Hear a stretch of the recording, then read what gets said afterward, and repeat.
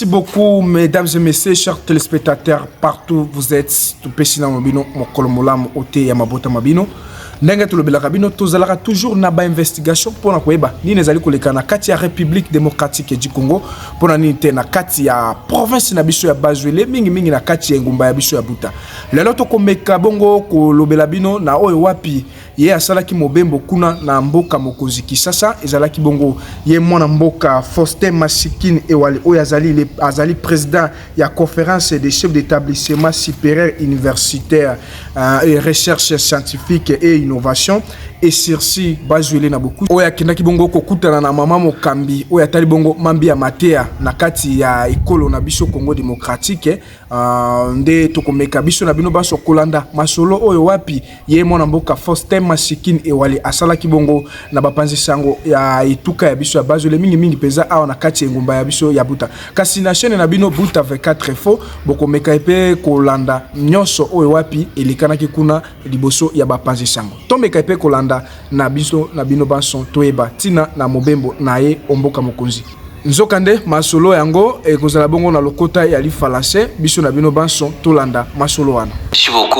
Le voyage que nous avons effectué à Kinshasa, c'était sous l'invitation de son Excellence Madame la ministre de l'Enseignement supérieur universitaire, Recherche scientifique et innovation, afin de prendre part à une réunion de concertation entre la tutelle et le président des conférences de l'ESU RDC.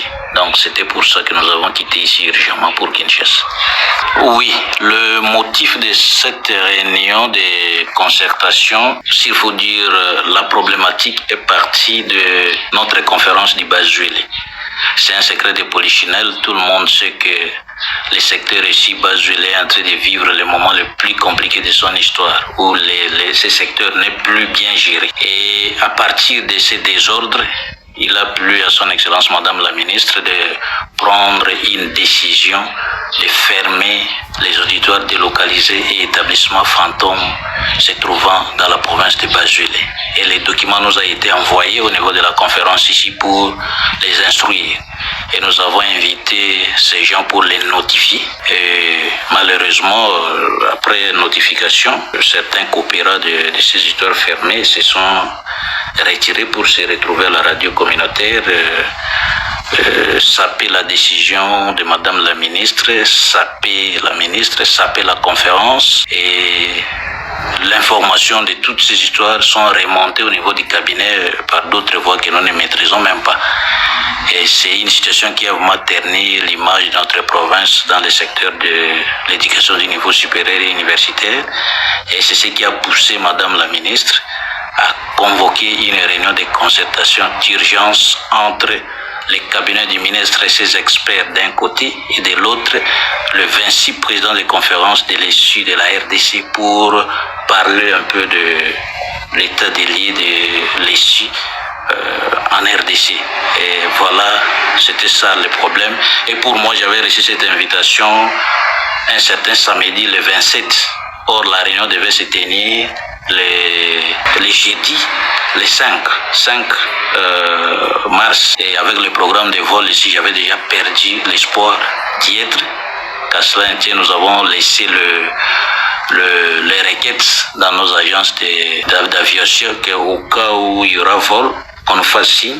Dieu merci, mardi le 3, nous avons reçu l'appel d'une de nos agences ici qu'il y a un vol sur Kinshasa. Et c'est ce qui a fait que nous puissions partir pour nous faire embarquer dans ce vol. Et nous étions retrouvés à Kinshasa dans cette réunion en chair et en os pour représenter valablement la province de Bazwele. Au cours de cette réunion, les points qui ont été inscrits à l'ordre du jour étaient 4.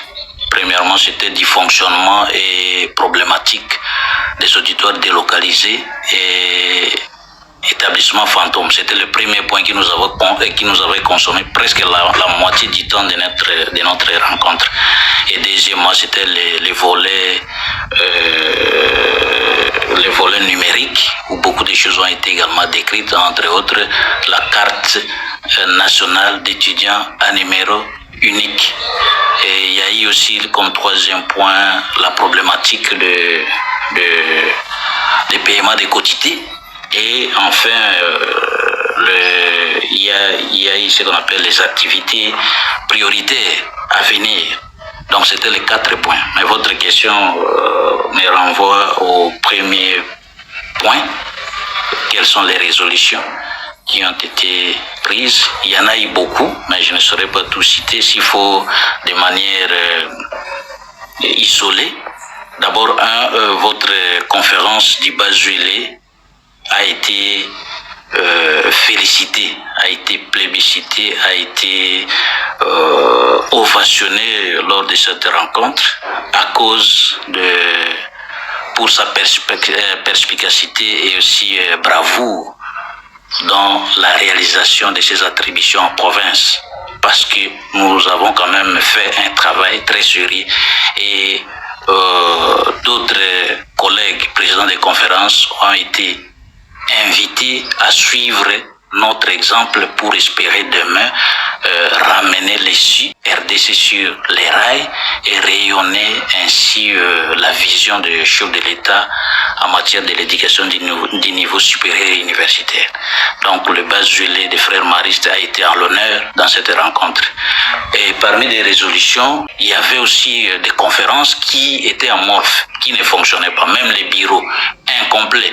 Et face à la situation qui guette maintenant le pays en matière de l'organisation de l'ESU, il a été recommandé par la tutelle que chaque province, chaque président puisse organiser d'urgence son bureau et se mettre au travail parce que la situation ou l'air est grave. Et également, la tutelle devait faire une note d'urgence au vice-ministre de l'Intérieur et ainsi qu'au ministre de l'État en matière de la justice et garde des Sceaux, de façon à prendre en charge les auteurs matériels et moraux de ces histoires des auditoires délocalisés et établissements fantômes pour les décourager afin que ça ne puisse plus continuer. Il était également prévu parmi les résolutions une série de missions d'itinérance par la tutelle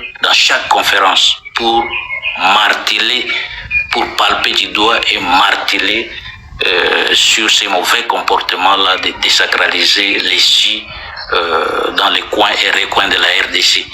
Donc il y en a eu beaucoup, mais du moins s'il faut que je vous cite quelques-unes, c'est ce que je parlais là.